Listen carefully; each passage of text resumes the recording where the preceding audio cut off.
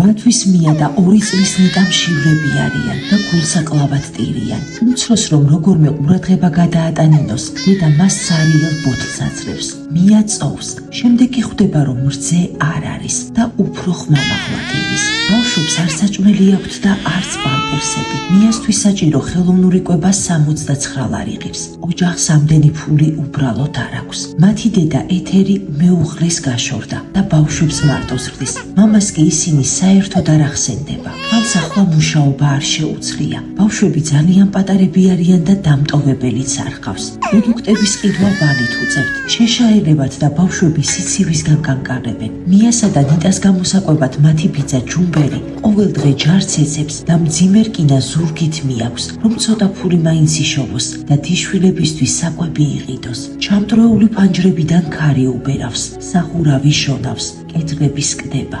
ველგან ნესტია, მათი სახლი ინგრევა. სახურავი ნებისმიერ წამს შეიძლება ჩამოიშალოს. არც აპირფარე შუ აქვთ და არც აბაზანა. პატარებს ოთახის შუაგულში აბანავებენ. იქვე 74 წლის ბაბუა აბელიძევს, რომელიც ლოგინად არის შავარდნილი. მას მენა საერთოდ არ აქვს და თითქმის არ დგება საწოლიდან. ცრემლმორეული იხვეწება. სანამ ცოცხალი ვარ, გადაარჩინეთ ჩემი შვილიშვილები. გადარიცხეთ ნებისმიერი თანხა ჩერნოვეცკის ფონდის ოფიციალური საიტის მეშვეობით.